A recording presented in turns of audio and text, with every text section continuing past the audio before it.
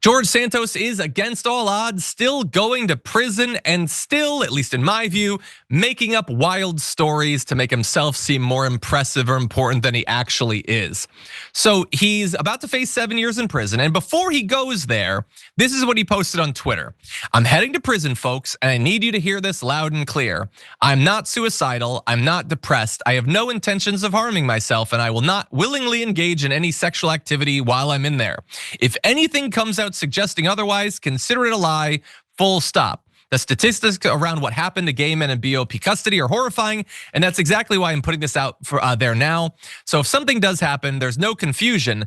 I did not kill myself." So look, is there brutality in prisons? Yes. Do members of the LGBTQ plus community face more of it? 100%.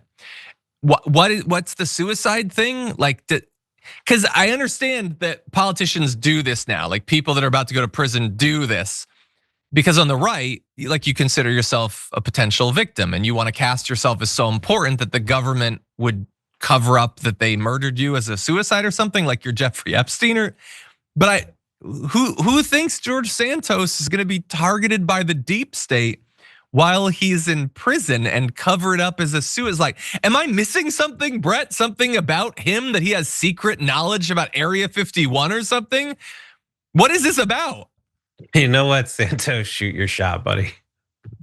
Just go for it. Say like, A, I'm the most important person. B, I have government secrets. And D, like, if you want to learn something you tantamount to what you would have learned had they not killed Epstein, like, vote for me for not going to jail. Buddy, like, you're not important enough to keep out of jail.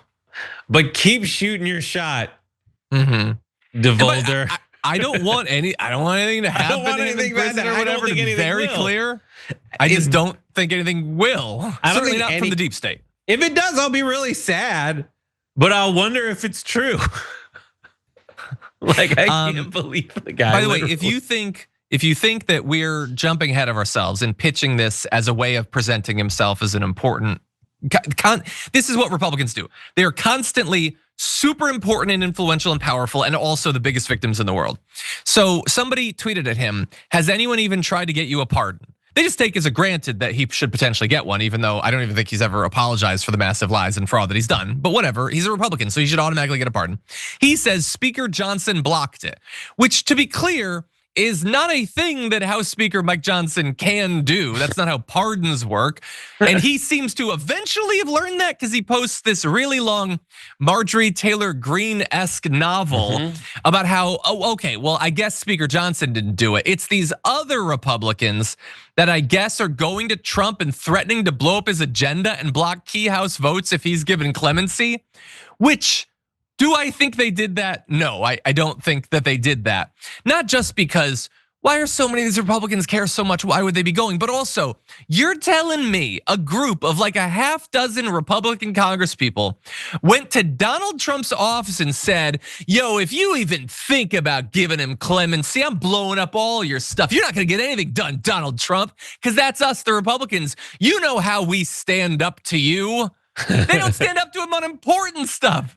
He thinks they're standing up to him on whether he gets a pardon? If you're also a known liar, like, get a friend people trust to say this stuff before you. Like, yes. I'm certain Max Miller has a documented history of domestic abuse and is there's a reason his ex-wife left the way she did. Like, I'm sure that's probably true, but I'm also not sure it's true because it came from George Santos. So like, yeah. You need a proxy. Yeah,